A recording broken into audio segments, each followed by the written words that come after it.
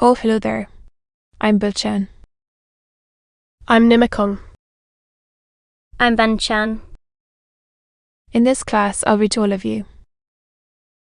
Chapter 9, Section 1 of A Tale of Two Cities, Book the Second, Golden Third. As. Ah.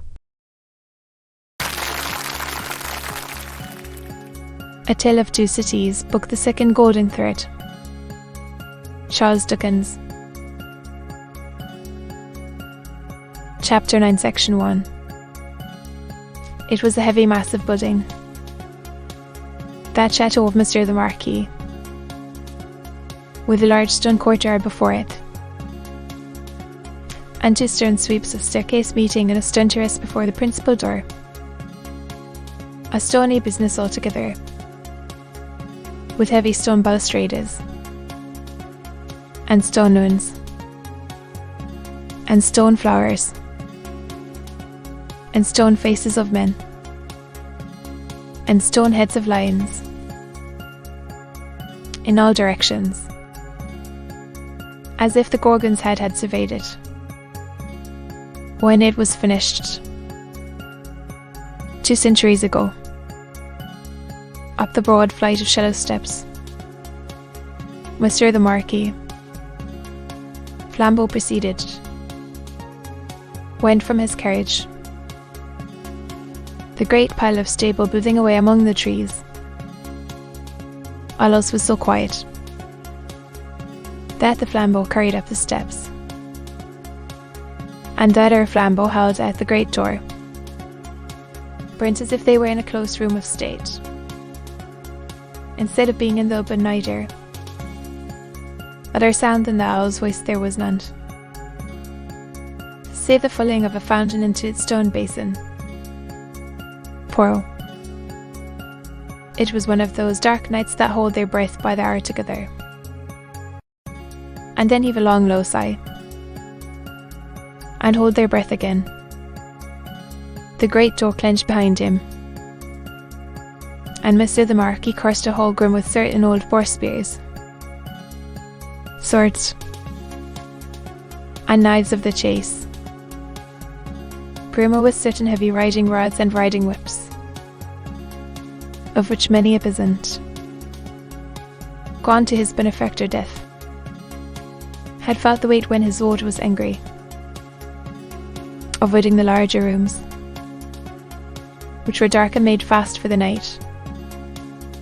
Monsieur the Marquis, with his flambeau burr going on before, went up the staircase to a door in a corridor. This thrown open, admitted him to his own private apartment of 3 rooms, his bedchamber and 2 others, high-voltage rooms with coal and carpeted floors, great dogs upon the hearths for the burning of wood in winter time, and all luxuries befitting the state of a marquis in a luxurious age and country, the fashion of the last Louis but one, of the line that was never to break the 14th list was conspicuous in their rich furniture.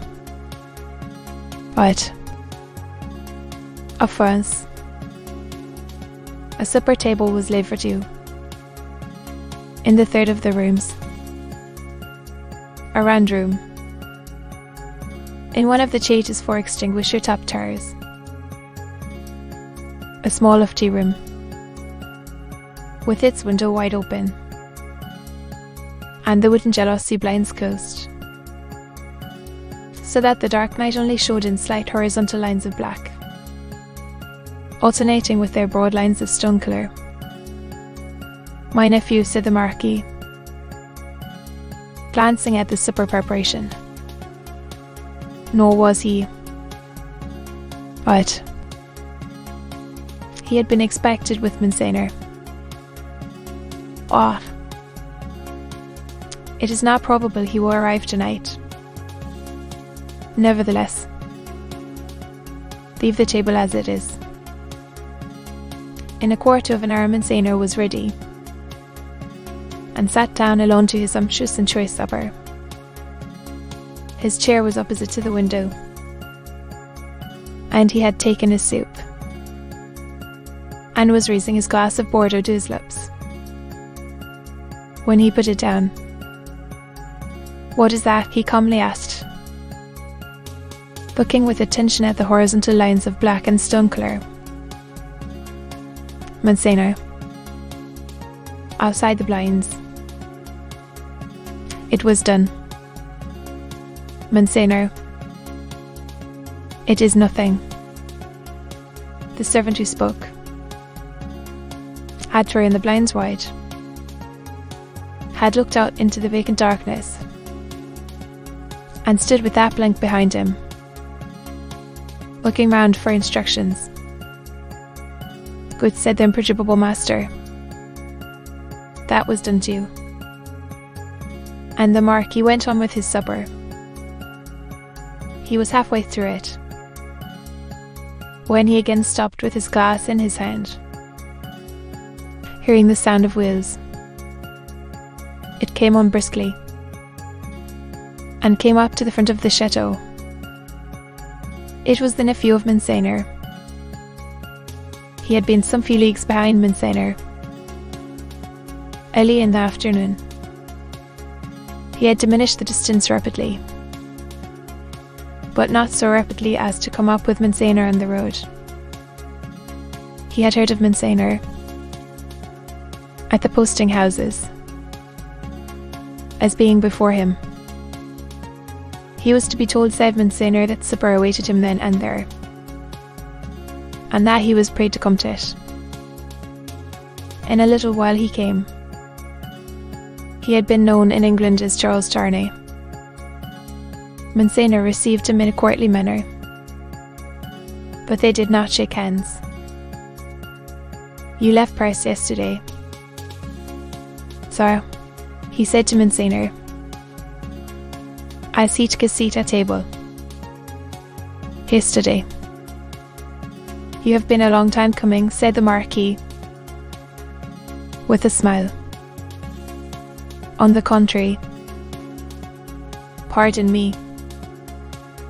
I mean, not a long time on the journey." "Without doubt," said the polished uncle,